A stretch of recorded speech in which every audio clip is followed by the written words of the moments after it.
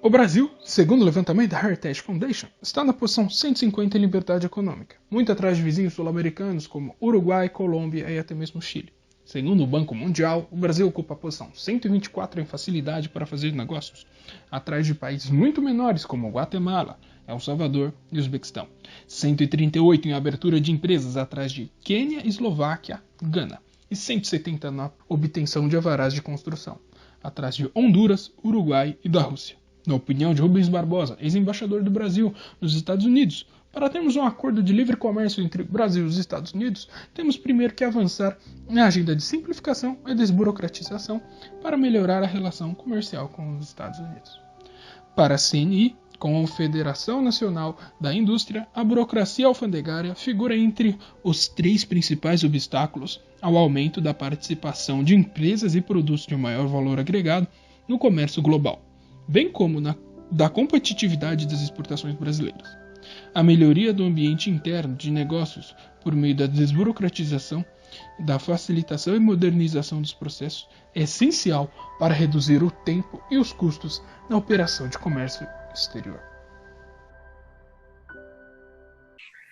Bem-vindos a mais um episódio do Sua Visão no Exterior, o podcast da Samérica Trade, que veio para falar um pouco sobre comércio exterior. Eu sou o Luiz Paulo, seu apresentador. Eu estou aqui com Tatiana Reis e Rafael Esteves. E hoje vamos falar um pouquinho sobre a desburocratização do comércio exterior. Bom, quando a gente pensa em comércio exterior, em importar, exportar, vem aquela imagem dos navios cheios de container. Tudo parece muito complicado e quando a gente vai ver na prática, realmente é complicado. É muita documentação, é muita coisa. E eu acredito que isso muitas vezes desestimula aquele empresário que está num momento de crescimento legal, expandir seus negócios internacionalmente. Esse bicho-papão da burocracia, ele dá uma intimidada nessa pessoa. Então, para a gente começar, eu já quero saber de vocês quais são aquelas burocracias assim, principais, aquela que não dá para fugir de jeito nenhum, que se o cara quiser fazer comércio exterior, ele vai ter que enfrentar. Bom, a primeira burocracia é a abertura do radar, né, que é a autorização da Receita Federal para importar e exportar. Eu sempre costumo explicar dessa maneira porque eu acho que fica mais fácil. Além disso, você tem que conhecer basicamente o que o regulamento aduaneiro pede em relação à documentação básica de importação, principalmente, que é fatura comercial, romaneio de carga, o packing list, e especificamente do seu produto. Se para importar ou exportar precisa de algum certificado em especial, como certificado de origem, certificado de análise, Health Certificate, aí isso vai depender do lugar que você está trazendo a mercadoria ou enviando a mercadoria. Depende da legislação local do país importador, sendo o Brasil ou não. Então, esses são os cuidados. Conhecer a legislação em relação à documentação e conhecer um pouco do que o regulamento aduaneiro pede em relação ao Brasil. E às vezes, essa semana mesmo a gente soltou um post lá no blog da Samérica, que vai estar o link na descrição novamente.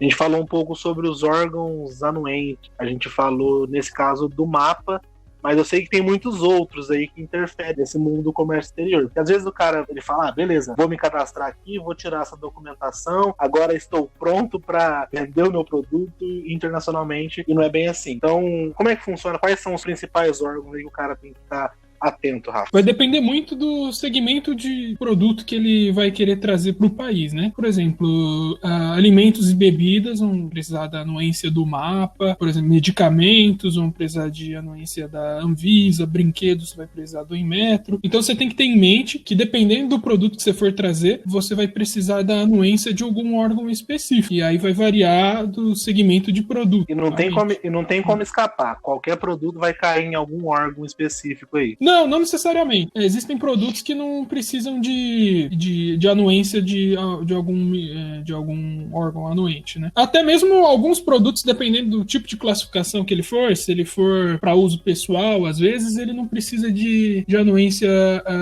de algum órgão desse. Mas aí, por exemplo, se você quiser revender ele depois, aí você vai precisar de um tipo de anuência. Então, inevitavelmente, o governo entra uma hora por exemplo, na operação aí. Se você quiser vender e ganhar dinheiro, o governo vai estar com você, vai te abraçar, vai querer ser seu sócio. por exemplo, partes e peças de máquinas, algumas partes de automóvel também. Esse tipo de produto, ele não precisa de anuência de nenhum órgão, então é bem fácil de se trabalhar. Não é um produto que vai exigir essa burocracia, né?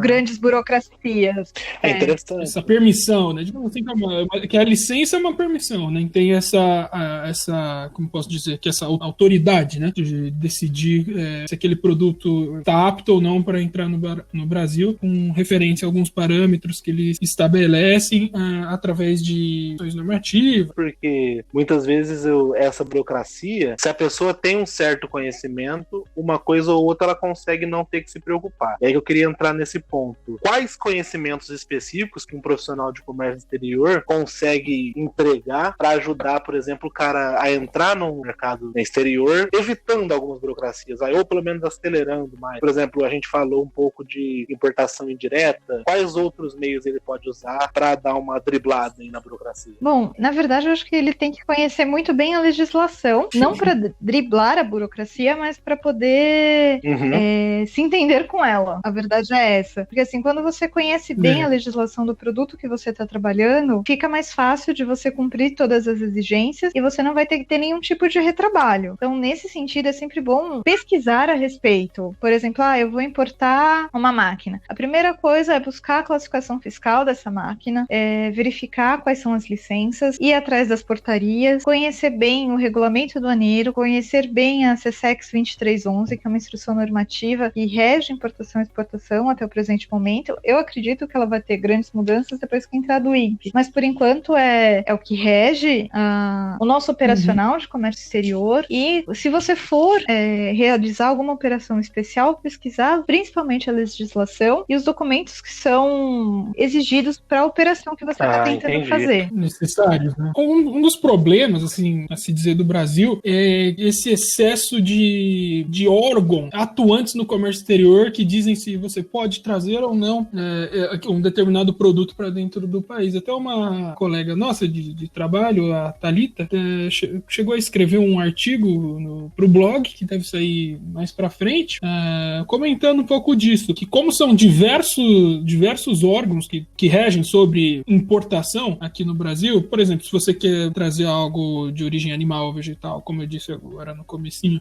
você tem que pedir autorização do MAPA. Se você quiser trazer remédios, você precisa da Anvisa. Então, diversos órgãos atuam sobre se você pode ou não trazer para fazer importação daquele produto para dentro do país. Não tem um órgão único assim que você vai até ele e ele tem as normas e parâmetros que você pode seguir. Então, depende do produto que você for trazer, você tem que buscar, você tem que ir atrás de algo muito específico, né? Você não tem um caminho muito certo, um caminho já traçado, que facilite o empresário, a pessoa que quer importar. Isso traz diversas dificuldades para o Brasil, e no ranking de liberdade econômica fica lá para baixo. Com certeza. Isso atrasa muito a economia brasileira. O Brasil fica atrás de países como El Salvador, Honduras, Uruguai, até mesmo Paraguai aqui do nosso lado, né? E isso atrapalha muito o desenvolvimento da nossa economia, com né? Certeza, com certeza. Não é tão estável assim, né? Poderia ser muito mais estável. Algumas medidas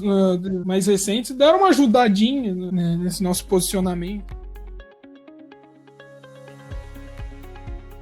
E às vezes o cara que está pesquisando, que ele nunca operou no comércio internacional, ele vê essa coisa de um regime especial e vai... Porque o empresário, vamos falar a verdade, ele está visando alguma forma de minimizar o custo. Então, quando ele vê um negócio falando que ele vai economizar, seja um regime especial, ele vai, segue e agarra aquilo lá, e aí depois vão ser muitas outras burocracias que a Tati pode explicar um pouco pra gente. Isso. Todos os regimes aduaneiros, eles dão algum tipo de incentivo, principalmente para exportação. Mas, por exemplo, o drawback, você importa insumos que você se compromete a exportar depois. Mas todos esses regimes, eles exigem controles rigorosíssimos.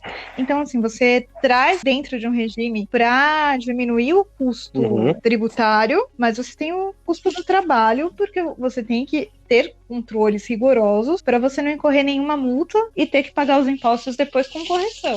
São retroativos, né? Então você tem uma burocracia maior nesse tipo de regime. Ele facilita a sua vida na parte tributária, mas ele te dá mais trabalho burocrático. São os trabalhos de controle. Se você fizer o processo com muito rigor, seguindo a risca, né, o que se pede, você tem um ganho real e expressivo aí. Só que se sua empresa não tiver a capacidade de manejar todos os requisitos, pedidos para cada processo específico, você pode vir a ter uma conta ainda, sei lá, 3 vezes maior do que você estava esperando, só de pagando impostos e multas e de processos indevidos, por exemplo, você fez algo de errado. Então a Receita é um dos órgãos que mais funciona no país, isso pode ter certeza. Antes de entrar nesse tipo de regime, você tem que ter ciência da capacidade de controle que você vai ter em cima desses regimes. Exatamente por isso, para você não ter um custo ainda maior do que seria pagar os tributos. Então, acho que estudar o regime é muito importante e analisar a sua capacidade de controle em cima dele. Sim. Controles de prazos, controles de documentação, para dar baixa no regime quando é necessário. Tudo isso é muito importante. Isso para mim deixa claro a importância de ter um profissional de comércio exterior para uma operação dessa, principalmente a gente está falando aqui de operações de grandes volumes que envolvam um investimento substancial, porque até onde eu entendo, teoricamente, o empresário consegue fazer todo o processo de exportação sem necessariamente passar por um profissional de comércio. Ou eu estou enganado? Tem alguma registro ou especificação que o profissional tem, ou ele realmente faz a diferença nessa parte que vocês deixaram bem claro, que é de conhecer o mercado a fundo para não cair em armadilhas? Então, a empresa tem no radar e as licenças necessárias, se tiver a necessidade de algum órgão anuente como o MAPA ou Anvisa, qualquer profissional pode importar ou exportar. A gente vê, em alguns casos, o pessoal do departamento de compras cuidando de importação, o pessoal de financeiro cuidando de importação e exportação, ou mesmo vendas, mas o diferencial mesmo é o conhecimento que o profissional de comércio exterior vai ter nessas nuances e a objetividade na hora de produzir um documento ou de conduzir um processo que talvez uma pessoa de uma outra área, por não conhecer legislação e as necessidades do produto e os requisitos que a Receita pede ou que qualquer outro órgão anuente peça, essa pessoa ela vai demorar mais tempo, talvez, para realizar o mesmo tipo de operação que uma pessoa dentro do comércio exterior realiza. Mas é tudo uma questão de prática e conhecimento. Eu acredito que o profissional de comércio exterior vai realizar a operação mais rápida do que uma pessoa que está se deparando com esse tipo de coisa pela primeira vez, sem conhecimento em legislação e no operacional. Tanto é que empresas de grande porte aqui no Brasil têm setores, não só no Brasil, no mundo, tem setores específicos de comércio exterior, né? O pessoal de compras não é o pessoal de comércio exterior, né? O que acontece mais são que empresas mais medianas, assim, de médio porte, acabam, talvez por custo de um funcionário lá, ser mais fácil no ambiente de trabalho, acabam trazendo um profissional que faça compras e importação ao mesmo tempo. Mas é muito importante que você segmente, separe, né, a parte de comércio exterior da parte de compras, porque é um ambiente de compras internas, né, no mercado interno, que é um ambiente, digamos assim, bem diferente, né? Tanto é que muitas empresas pequenas buscam a gente por não ter realmente esse know-how, né, do mercado externo, né, e não saber como lidar com o fornecedor deles, às vezes, muitas vezes o primeiro contato deles, nunca fizeram nada fora do país, e então é um mundo diferente, não é o mesmo mundo que atuar aqui no Brasil, né? Quando você vai abrir a sua empresa, se você vai abrir uma MEI ou uma empresa de pequeno porte, você sozinho consegue fazer tudo que permeia ali. Você vai lá da entrada, vai no cartório e depois, quando estiver funcionando, você mesmo faz o seu financeiro e tudo. Mas, eventualmente, quando a sua empresa começa a crescer num processo natural, você já não vai conseguir mais fazer o jurídico, por exemplo, porque vai entrar em especificidades que você não vai saber, mas que você poderia fazer, só que você não vai saber, e você sabe que o prejuízo de não ter aquilo resolvido por um especialista é maior do que contratar especialista. Mesma coisa para um contador. Você pode fazer a sua própria contabilidade sem problema nenhum. Só que vai chegar uma hora que o volume vai estar tão grande, que vai ter especificidades tão tão detalhadas que você não vai conseguir dar conta. E ou você se forma em contabilidade, ou você busca um profissional. Eu acredito que pro comércio exterior, pelo que eu entendi que vocês falaram, segue nessa linha aí. O cara vai começar numa linha de crescimento e vai chegar uma hora que ele vai precisar de alguém que saiba especificamente aquela parte. E aí eu falei especificamente 3 vezes. especificamente. Tanto é que até empresas que têm um setor de comércio exterior, tivemos um caso recente com um cliente nosso, para fazer algum processo específico, fica fora da alçada deles, eles contratam a gente, por exemplo, para fazer um ex-tarifário que fica fora do ambiente normal de trabalho deles, o pessoal que trabalha na área de comércio exterior da empresa não tem tanto contato, já a gente tem mais know-how no tema, né? Então temos mais facilidade em alguns aspectos. Assim. Mas a questão é, hoje em dia, com essa tecnologia, algumas coisas da digitalização, deu uma facilitada, Tati? Tem algumas coisas que ficaram menos burocráticas nesse processo? Então, desde 2017, quando o Brasil assinou o Acordo de Facilitação de Comércio, na OMC, existem alguns projetos do governo que estão em curso, que estão melhorando o dia a dia no comércio exterior. A gente tem já a parte de exportação muito melhor com a DUI. A princípio, eles queriam reduzir de 13 para 8 dias o processo total de exportação e chegou-se a 6 dias. Eles reduziram em praticamente 50% o tempo de processo que você leva para tirar sua mercadoria da sua fábrica e colocar no navio para mandar. No aéreo, estima-se que a liberação está correndo em 15 horas. Então, a parte de exportação, ela está muito celery. A DUI, ela facilitou muito. Você tirou, por exemplo, 60 campos de preenchimento que eram praticamente duplicados. Você consegue jogar a sua nota fiscal no sistema e do sistema ele já preenche grande parte da declaração única de exportação e aí você coloca outras informações que são pertinentes à carga e consegue, ao mesmo tempo, registrar a DUI da presença de carga, tudo no mesmo sistema e de uma maneira muito mais rápida. Então, na parte de exportação, a gente teve sim um ganho muito grande nessa parte de digitalização. Os documentos, eles também, dentro do Portal Único, tem uma parte para você subir os documentos digitalizados. Isso vai acontecer também com a do INPE, que deve entrar em sua totalidade no ano que vem, para todo mundo. No momento, quem utiliza do INPE, que é a Declaração Única de Importação, são só os operadores OEA, que a gente pode falar que são empresas de maior porte, que se comprometem, que elas passam por uma adequação da Receita Federal,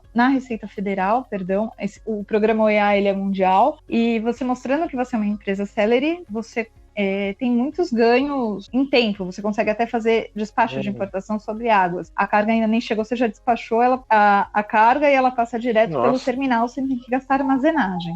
Isso é para um grupo seleto de empresas, mas a Declaração Única de Importação ela vai trazer também celeridade no processo, porque você vai conseguir tirar licença de importação, ter os órgãos anuentes trabalhando junto com a Receita Federal para liberar a carga mais rápido. Além de ter o que eles chamam de pagamento único, que você vai conseguir trazer o ICMS para dentro dos pagamentos na hora de registrar a declaração, já debitar tudo em conta. Então, isso vai trazer, por exemplo, só no ganho do ICMS você ganhar 1 ou 2 dias em que você tem que pagar a guia e liberar na Cefaz. Isso vai trazer um ganho de dias também. Além disso, existem outros processos que eles vão entrar nessa parte de digitalização também.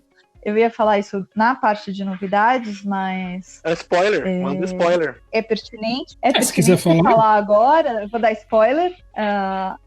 Eu faço parte do grupo Mulheres no Comex e a gente estava analisando a consulta pública para uma nova instrução normativa para admissão temporária. A admissão temporária, ela vai ser digital também dentro do Portal Único, se for aprovado tudo que eles colocaram em consulta pública. Então, as operações elas vão se tornando mais fáceis e todas conectadas dentro desse Portal Único. Então, isso vai trazer um ganho de burocracia e um ganho de tempo também tempo, burocracia e Sim, dinheiro que é o que para os todo mundo tá empresários, querendo no final buscar, das né? contas. Exatamente. Quanto mais tempo, mais armazenagem você E paga, a armazenagem né? é Então, um dos custos mais caros. exatamente, isso mesmo. Essas E- facilidades que agora Pode falar. estão, digamos assim, para as gigantes, para as empresas gigantes, a tendência é que num futuro elas possam ser também liberadas ou implementadas, talvez não na sua totalidade, mas também para os demais, é isso? É isso. A DUI já funciona para É isso. todo mundo, né? Agora a do INPE que está começando com as empresas maiores e a meta é que chegue para as empresas menores Não, até é o fim junho de desse ano, né, gente? 2021. O que a Receita fala em si, eles faltam para o EA primeiro, então todas essas facilidades elas vão primeiro para esse grupo seleto, eles testam como vai funcionar para depois ir soltando.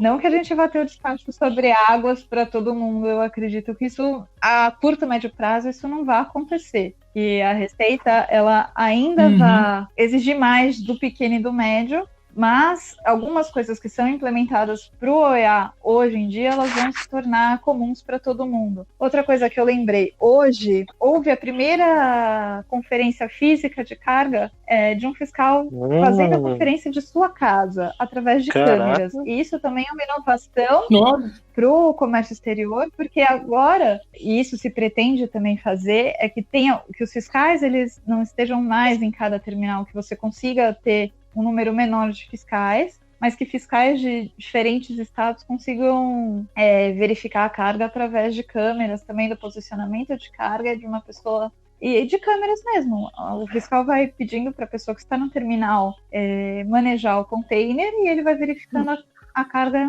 através de câmeras. Então, se espera uma celeridade disso também, porque você não precisa sobrecarregar um fiscal. As cargas vão ser melhores. É um ganho e logístico você vai ganhar absurdo, tempo né? com isso. Exatamente. Pra caramba. E Tatiana, a DU e a do INPE, tudo vai ir para um portal único, né? A DUI, ela já opera no portal único. A abertura de radar também é feita no portal único. Ela é mais célere também. E a do INPE, para o pessoal OEA, ela também já está sendo feita no portal único. O que está liberado de importação para a gente no momento é o cadastro do catálogo de produtos. E eu acho que a gente ou um novo podcast ou um artigo, vale a pena falar desse catálogo de produtos, porque ele é uma inovação e é uma parte em que a Receita Federal vai olhar com cautela para as empresas. Então, aos poucos, tudo que era Siscomex está migrando para o portal único. A parte de exportação opera mais no Siscomex. Importação, espera-se também que a médio prazo seja só portal único também.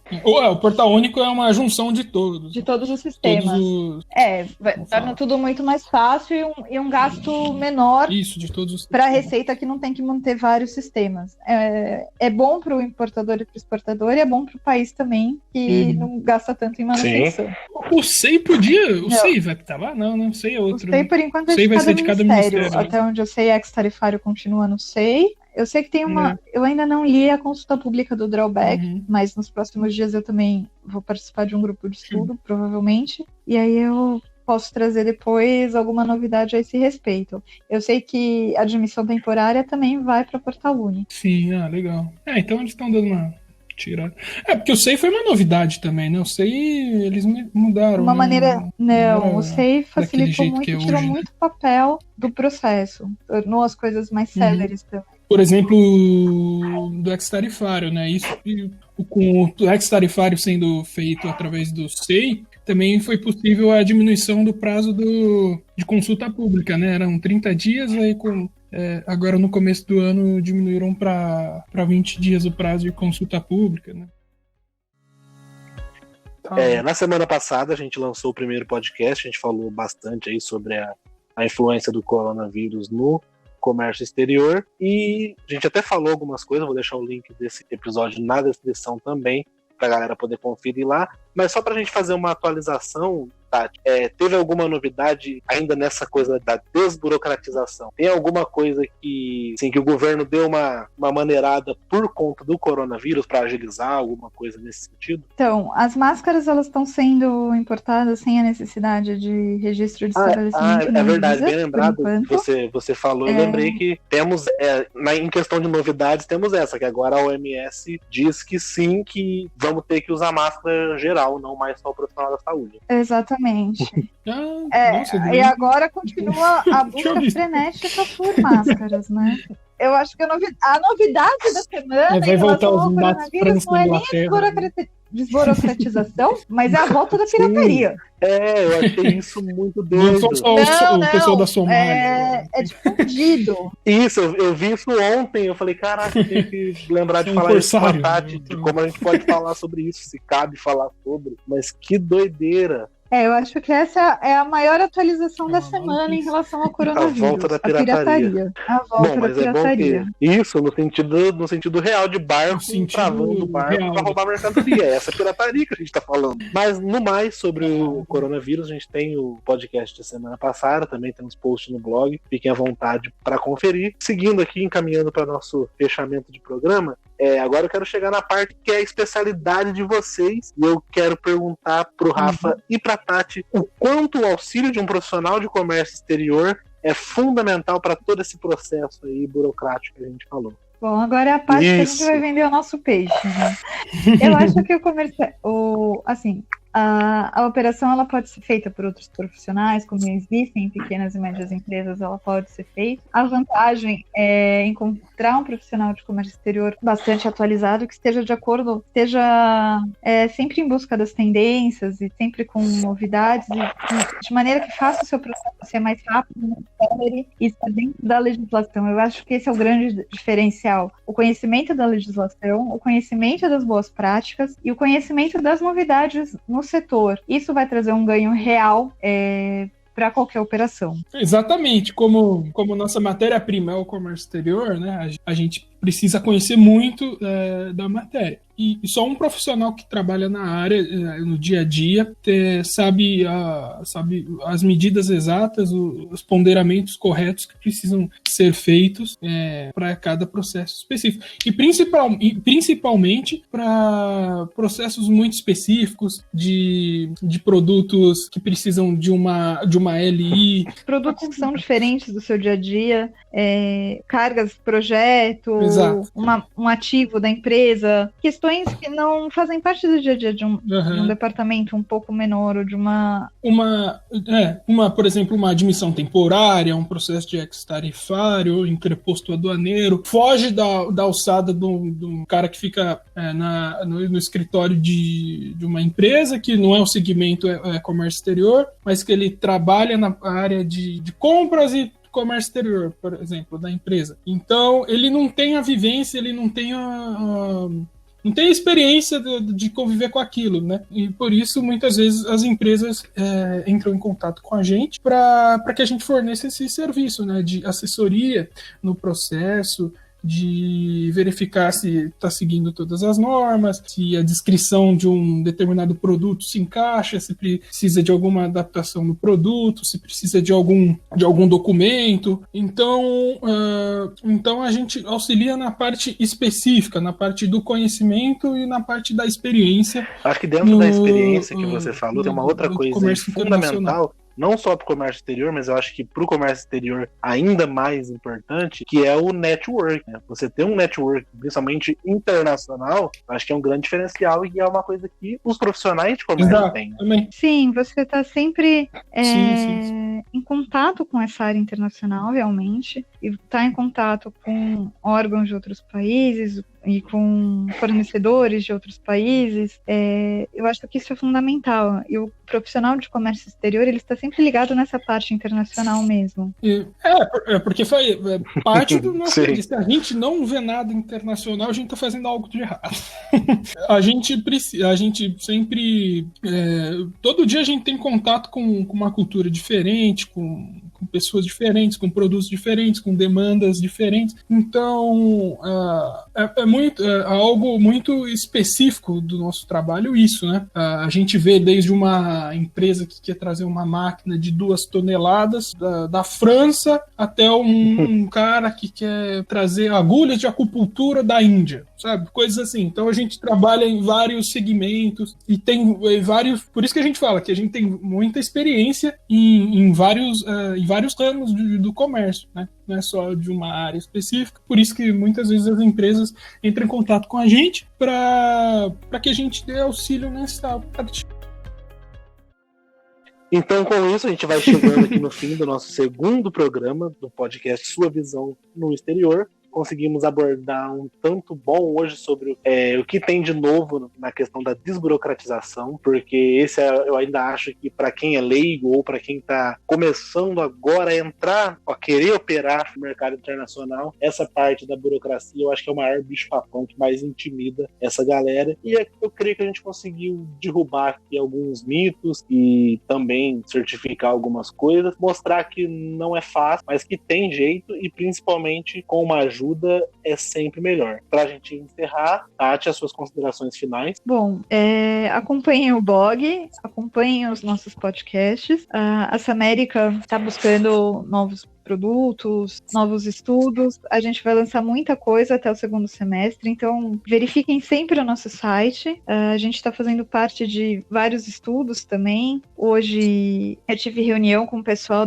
da SP Negócios. A gente está buscando... É uma reunião de empresários que está buscando novas tendências depois do coronavírus e a gente vai aplicar muita coisa dentro dessa América. Então, nos acompanhem no site, redes sociais. Muito tem bem. muita coisa vindo por aí. Isso aí. E entrem no nosso site, porque ele tá com cara nova agora. A gente subiu essa semana um novo site com identidade visual diferente, uma coisa mais moderna, facilita a navegação do pessoal pelo nosso site. E espero que cada vez o comércio exterior, principalmente o brasileiro, fique mais livre possível, porque muita burocracia, como a gente tem falado aqui no programa, atrapalha o desenvolvimento da economia brasileira, né? E faz com que países que não tem uma relevância mundial tão grande como o nosso, acabe ganhando espaço, né? Por exemplo, como Paraguai, até Guatemala, alguns países da Ásia. Então a gente tem um potencial muito grande ainda pela frente. Realmente o site novo da Samérica tá lindão, tá muito bonito, samerica.com, samericatrade.com, é só entrar lá, mas eu vou deixar o link na descrição também. Bom, nos vemos na semana que vem, pessoal. Até lá, tchau Tati, tchau Rafa. Aí... Tchau, Luiz. Tchau.